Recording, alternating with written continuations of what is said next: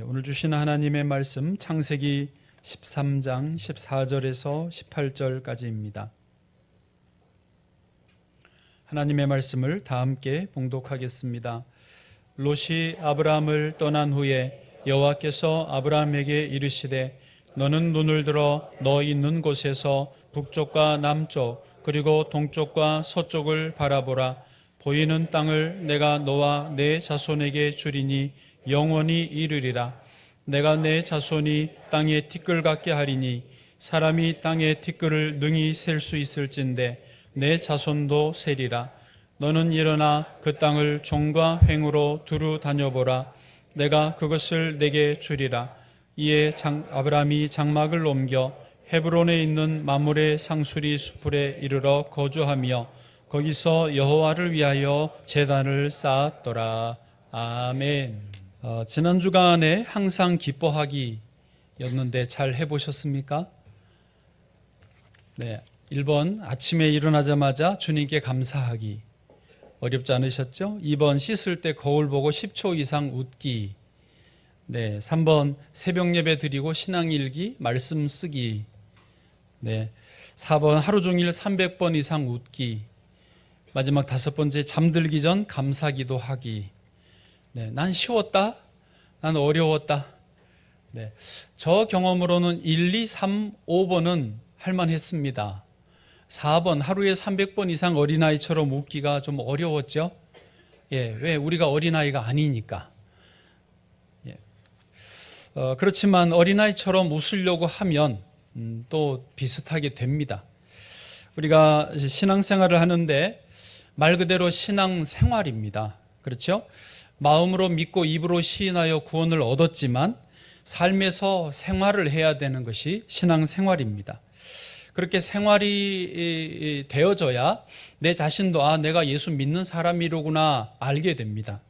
또한 영적으로 사탄도 혹은 천사들도 이 사람은 예수 믿는 사람이야 라고 확인하게 되는 것입니다. 그래서 우리가 이 신앙을 실천하기 운동을 좀 계속 하려고 합니다. 지난주는 항상 기뻐하기였고 오늘은 이제 언제나 기도하기입니다. 다음 주는 뭐가 될까요? 네, 범사에 감사하기가, 모든 일에 감사하기로 제목을 잠정 정해놨습니다. 자, 항상 기뻐하기도 그렇지만 언제나 기도하기도 이게 숙제처럼 하려고 그러면은 쉽지 않습니다. 되는 것 같다가도 금세 잊어버립니다. 그럼에도 불구하고 제가 조금 이렇게 밀어붙이는 것은 이게 어느 정도는 훈련이 되어야 되기 때문에 연습을 반복해야 되기 때문에 밀어붙이고 있습니다. 오늘 이제 언제나 기도하기인데 이것은 삶의 태도예요. 사실 3가지 다 삶의 태도입니다. 그래서 오늘 3가지 설교 제목 중에 소제목 중에 첫 번째가 이겁니다. 먼저 보여주시죠. 기도는 삶이다예요. 해보실까요? 기도는 삶이다. 상습절도 전과 10범이신 분이 계셨습니다. 50대이고 일단 A씨라고 하겠습니다. 이름이 A, 알파벳. 이분이 지난 4월부터 6월까지 한 달 반가량 충남 아산 일대에서 문이 안 잠겨 있는 차량의 그 차에서 현금을 훔치는 일을 반복했습니다. 12차례나 훔쳤습니다. 그래서 차량 절도 신고가 경찰에 들어오니까 폐쇄회로 CCTV 분석을 해서 50대 남성 A씨 이 사람이로구나 하고 범인을 특정을 할 수 있었습니다. 체포영장을 발부받아서 경찰이 그 A씨의 집 주변에 잠복 근무를 하고 있었습니다. 그러다가 이분이 이제 A씨가 6월 4일 날 자기 집으로 귀가하는 중에 봉고차가 하나 세워져 있는데 백밀러가 펼쳐져 있는 것입니다. 백밀러가 펼쳐져 있다는 말은 문이 안 잠겨 있다는 거거든요. 그래서 이분은 본능적으로 습관적으로 조수석적으로 슬며시 가가지고 문을 딱 열었습니다. 그 안에 있는 거를 훔치려고. 그러다가 앞에 잠복하고 있던 형사하고 눈이 딱 마주쳤습니다. 깜짝 놀랐죠. 이분은 이제 얼른 도망하려고 내 차인 줄 알았어요. 그리고 문 닫고 가려고 그러는데 이미 이 사람을 알고 있었던 형사들이 바로 뒤쫓아가서 붙잡았습니다. 알고 보니까 이분은 지난 3월에 이제 전과 10범이고 형을 마치고 출소를 했는데 한 달도 못 돼서 다시 이 차 절도를 시작하다가 12번을 했어요. 그리고 이번에 붙잡혔던 것입니다. 차터리죠, 차터리. 여러분 평소에 혹시 차를 정차할 때 백미러를 펼쳐놓지는 마세요. 그러면 차터리의 대상이 될 수 있다고 합니다. 알고 보면 이분은 차를 터는 것이 자기의 습관이에요. 몸에 뱄어요. 하면 안 되는 줄 알면서도 심지어 그게 경찰차인데도 자기 발로 문을 열고 들어갔으니 얼마나 한심합니까?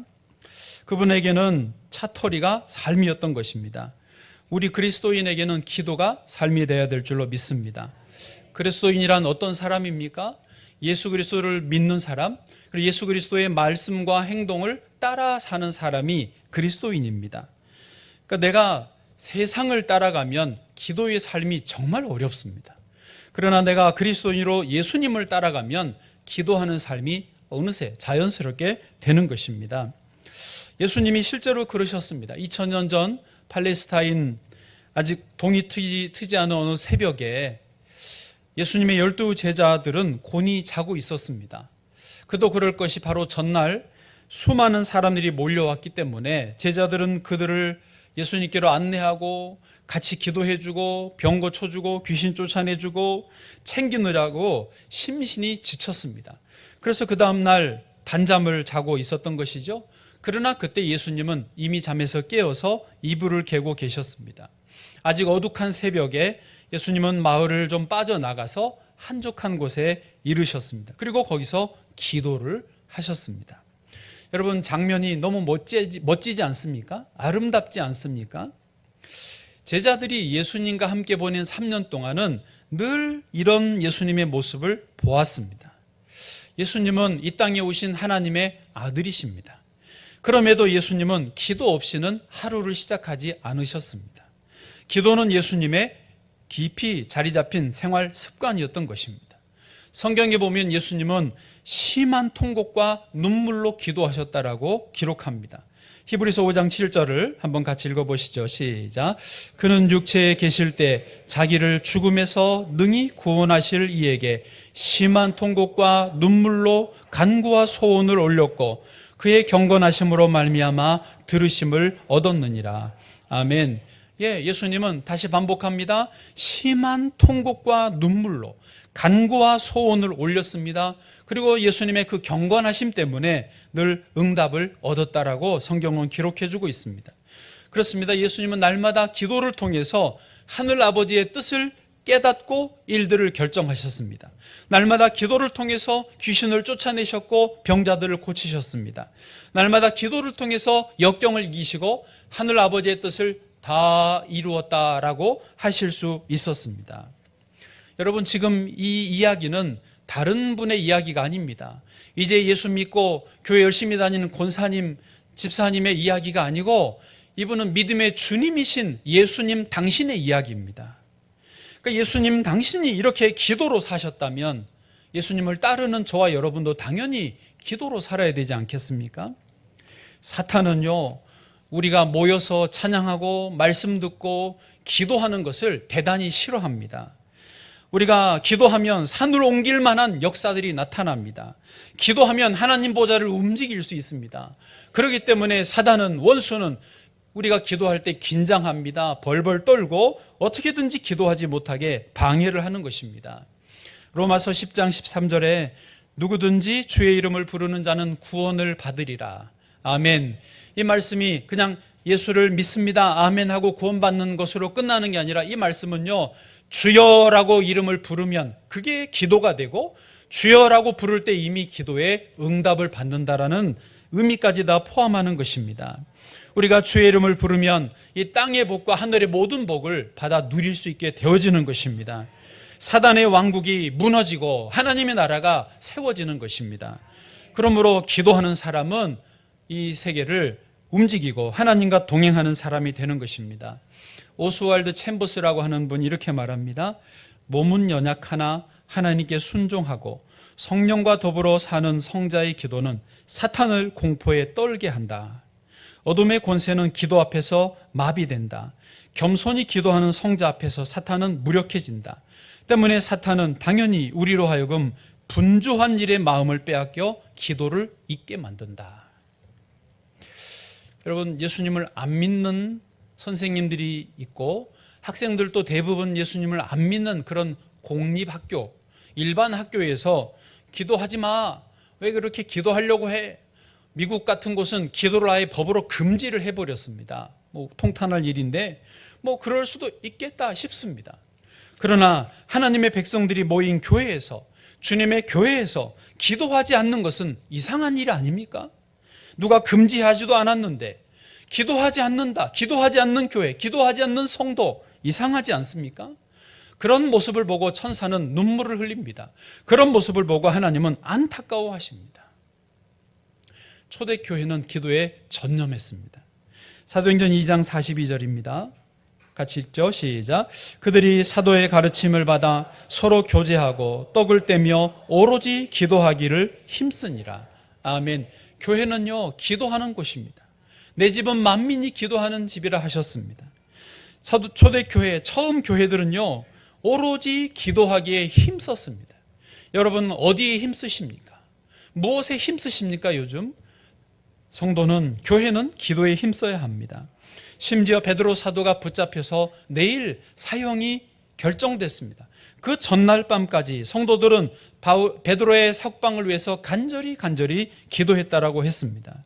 심지어 예수님을 전하면 죽인다, 감옥에 넣는다, 매를 때리겠다 해도 그 소리를 듣고도 초대교회 성도들은 기도했습니다. 사도행전 2장 42절, 그들이 듣고 한마음으로 하나님께 소리를 높여 이르되 대주제여 천지와 바다와 그 가운데 만물을 지은 이시오. 이게요, 그냥 그들이 듣고 한마음으로 언제 기도했다고요? 죽이겠다고 할 때에도 오히려 더 소리 높여 기도했다라고 하는 것입니다.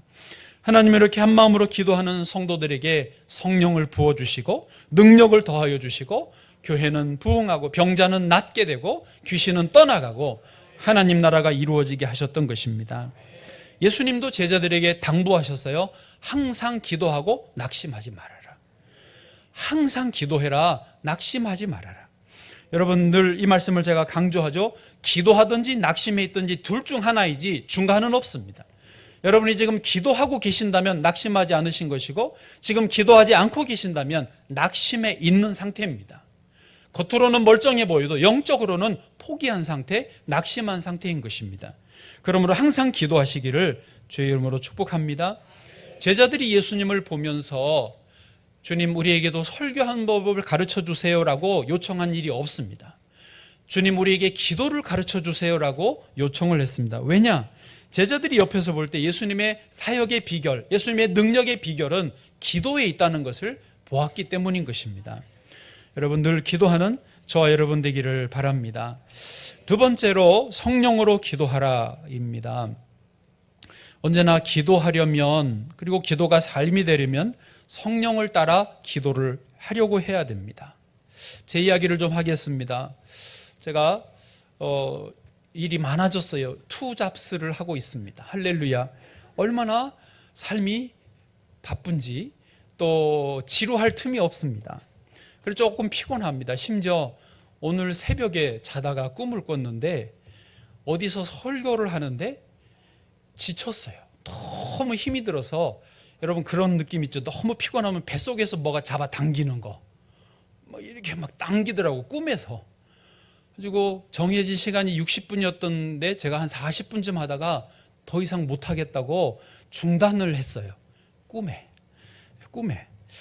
좀 제가 요즘에 그렇다 보니까 저 스스로도 기도하려고 여기 자주 와 앉아 있지만은 5분 앉아 있으면요, 막 온 생각들이 마음에 돌아다니는 거예요. 앉아 있을 수가 없습니다. 그래서 저도 이제 전략을 세워서 어떻게 하냐? 일어나서 여기를 돌아다닙니다. 돌아다니다가 의자 줄 안 맞으면 툭툭 엉덩이로 밀고, 여러분 잘 보시면 제법 잘 맞아 있을 거예요. 어젯밤에도 맞췄거든요.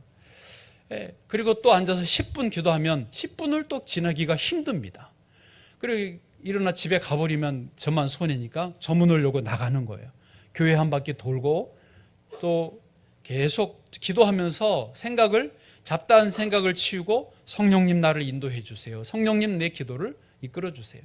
그리고 와서 또 한 20분 기도합니다. 어떨 때는요, 그걸로도 부족해서 다시 나가서 동네를 한 바퀴 돌고 온 적도 있습니다. 그리고 와서 또 기도하면 30분, 이제 1시간이 성령의 인도하심 따라 되어지는 것을 제가 요즘에 경험하고 있습니다.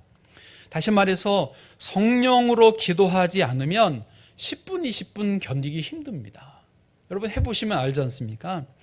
그래서 성령에 따라 기도하려고 해야 됩니다. 여러분 기도는요, 무슨 세련미, 지성적인 기도보다 특별히 대표 기도하시는 분들 더더군다나 온 마음을 쏟는 투박한 기도가 응답을 받습니다.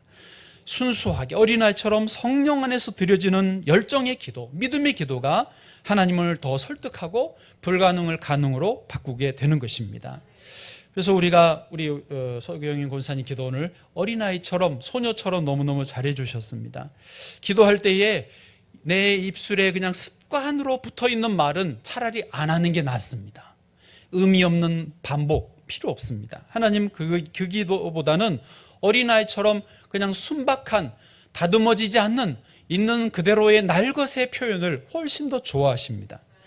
예, 성령의 이끄심을 따라서 마음으로 진실하게 드리는 기도가 응답을 받는 줄로 믿습니다.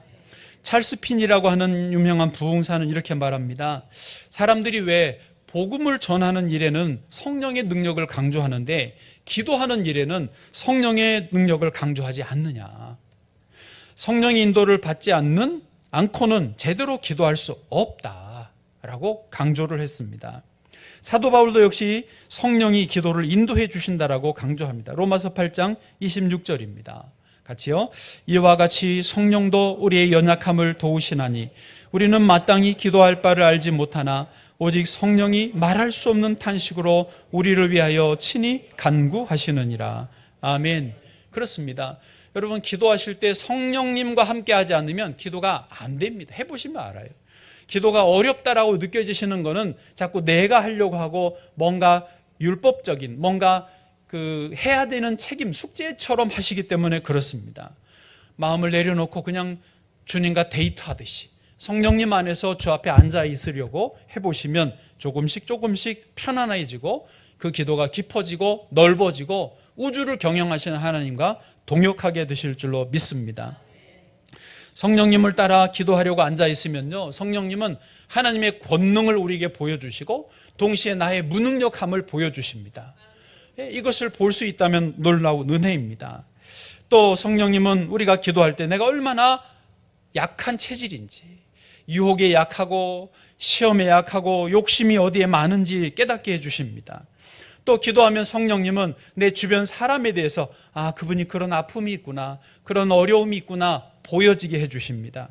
또 기도하다 보면 상황들이 복잡하게 얽혀 있지만 그 문제의 본질이 뭔지도 깨닫게 해주시는 것입니다.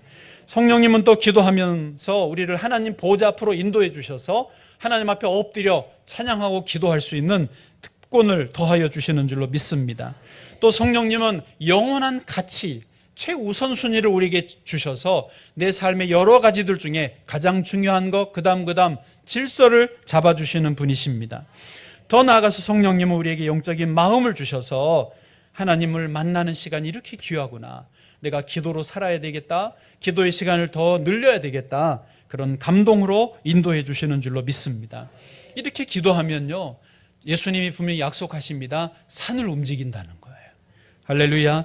마가복음 11장 23절입니다. 시작. 내가 진실로 너희에게 이르노니 누구든지 이 산더러 들려 바다에 던져지라 하며 그 말하는 것이 이루어질 줄 믿고 마음에 의심하지 아니하면 그대로 되리라. 아멘. 주님은 저와 여러분이 이런 기도의 사람, 이런 기도의 능력을 누리며 살기를 원하시는 것입니다. 우리가 이 땅에 살면서 다 바쁘게 삽니다. 빠듯합니다. 허덕허덕 삽니다. 그러나 기도의 시간을 오히려 늘리실수록 삶에는 여유가 생기고 성령님이 주시는 큰 영적인 부요함을, 하늘과 땅의 풍성함을 누리며 살게 될 줄로 믿습니다.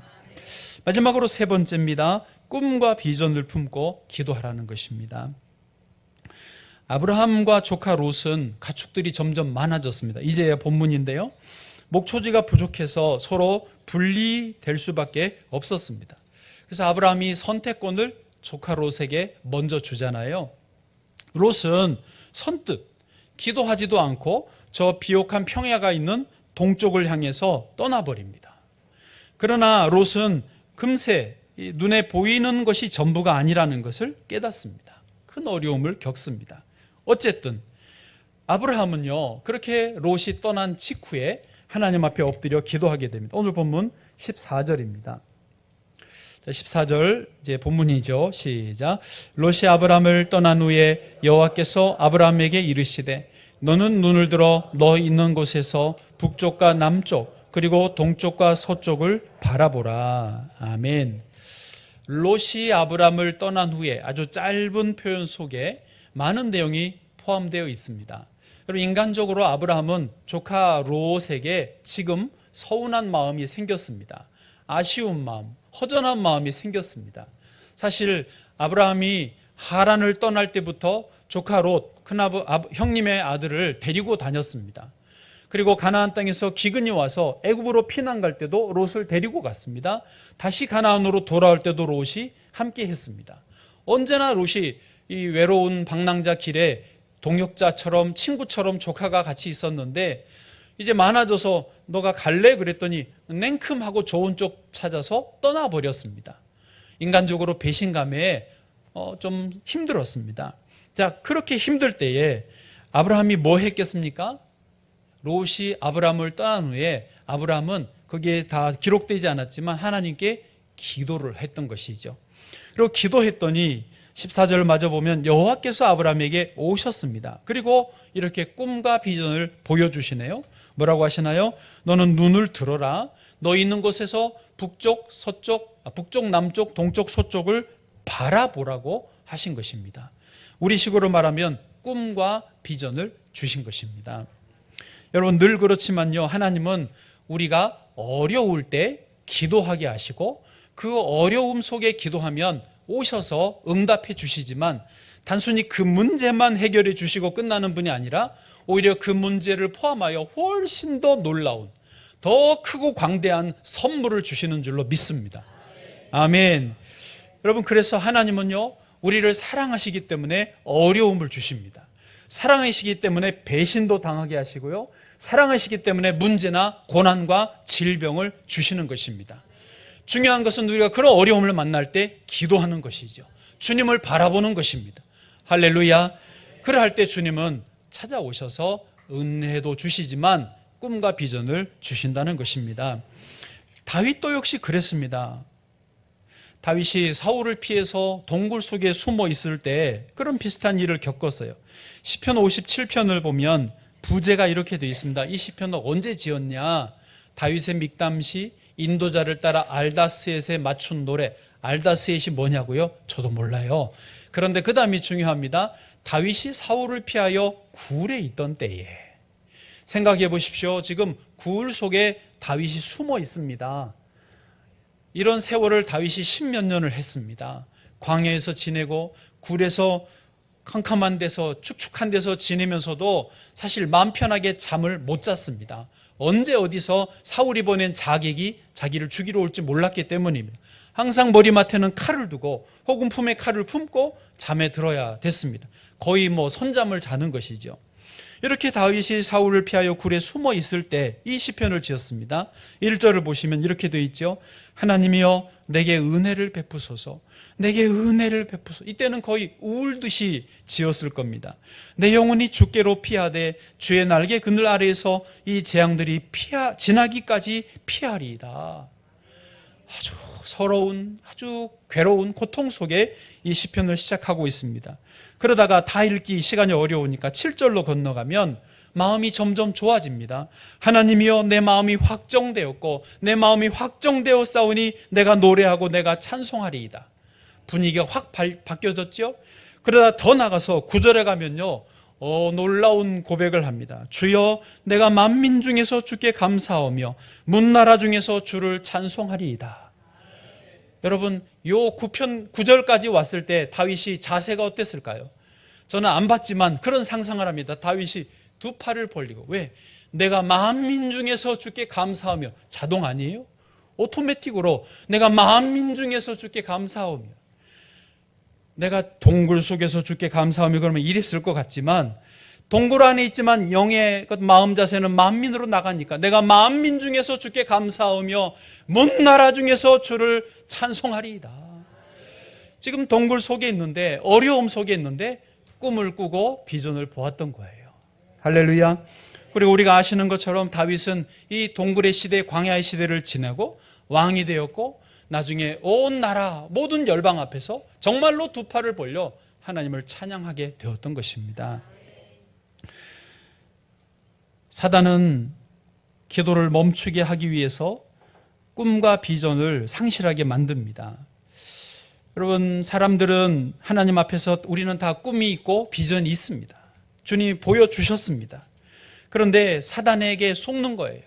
적당히 편안하게 하고 개구리를 미지근한 물에 넣어두고 헤엄치고 놀게 하듯이, 결국은 죽게 만들듯이 사단은 우리로 꿈과 비전 잊어버리고 편안하게 그냥 그만하게 지내라, 너무 욕심내지 마라, 그렇게 그냥 기도 못하게 지내게 하는 것입니다. 여러분, 속지 마십시오. 정신을 차리고 다시 꿈을 꾸고 비전을 보시기를 바랍니다. 하나님이 아브라함에게 어떻게 하셨습니까? 14절 다시 보면 눈을 들어라, 바라보라고 하신 거예요. 눈을 들어서 바라봐야 되는 것입니다. 15절도 보시면요, 뭐라고 약속하십니까? 이 땅을, 보이는 땅을 다 너와 너의 자손에게 주겠다라고, 그리고 그것이 영원히 이루겠다고 약속하십니다. 더 나가면요, 그 땅을 다녀보라고, 종과 행으로 행하여 보라고. 그래서 오늘 본문의 맨 마지막 절에 아브라함은요, 다 장막을 아예 옮겨서 헤브론으로 옮겨갑니다. 왜냐하면 보았지만 보는 것으로 부족해서 그 땅을 걸어보기 위해서 일부러 장막을 옮기고 그곳마다 제단을 쌓고 하나님께 기도하는 모습을 보여주는 것입니다. 하나님이 여기서 한술 더 뜨세요. 아브라함의 이름을 뭐로 바꾸시죠? 아브라함으로 바꾸시죠. 아브라함이 이름의 뜻이 뭡니까? 열국의 아비. 사레는 이름을 사라로 바꿉니다. 이름의 뜻이 뭡니까? 열국의 어미예요. 이때 아직 이삭이 없었습니다. 자녀가 없었어요, 엄밀히. 그런데도 이름을 바꿔서 부르게 합니다. 조용기 목사님이 이렇게 상상을 하셨더라고요. 아브라함이 저기 들판 저 건너편에서 양들을 치고 있습니다. 해가 뉘엿뉘엿 기울어 가니까 사라가 장막에서 저녁밥을 준비했습니다. 그리고 아브라함을 향해서 이렇게 부르는 거예요. 아브라함! 아브라함! 빨리 와, 저녁 먹어요. 준비됐어요. 자, 이 말은 뭐냐면 사람들이 듣기에 아브라함은 뭐라고요? 열국의 아비씨, 열국의 아비요, 와서 저녁 먹어요 한다는 거죠. 지금 자식이 없는데. 그러자 아브라함이 대답합니다. 사라, 알았어요. 곧 갈게요. 금방 가요. 사라가 뭐라고요? 사람들이 듣기에 저 할아버지 할머니가 뭐 하는 짓이냐, 서로 열국의 아비요 열국의 어미요 부른다는 거지요. 이걸 누가 시켰습니까? 하나님이 시켰습니다.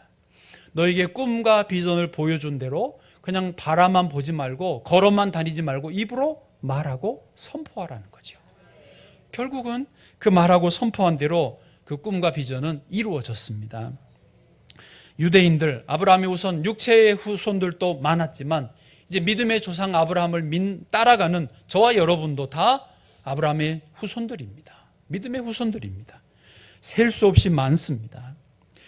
그렇습니다. 꿈과 비전 여러분에게도 있으시죠? 있어야 됩니다. 그 꿈과 비전을 붙들고 늘 기도해야 됩니다. 세상은 그거 불가능해, 사탄은 너 그거 안 돼, 적당히 대충 살아 라고 유혹할 겁니다. 그러나 아니요, 그게 하나님의 뜻이 아니면 그것을 쫓아내십시오.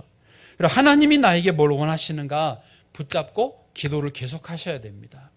혹시 꿈과 비전이 너무 거창하지 않아도 괜찮습니다. 우리 예를 들면 어머니들은요, 자식을 위해서 기도하는 게 꿈이고 비전입니다. 그렇다면 그것을 놓고 기도하시면 됩니다. 저는 목사니까 교회가 잘 되는 게 저의 꿈이고 비전입니다. 올해 표처럼 주여 성령의 능력 안에서 부흥하는 교회 되게 하옵소서. 그 기도하면 주님이 이렇게 막 일하시는 게 저는 느껴집니다. 여러분, 젊은이들은 자기 앞날을 위해서 뭐든지 붙잡고 기도를 하십시오. 기도하지 않는 것은 낙심하는 것이고 기도하는 것은 살아있는 것이니까요.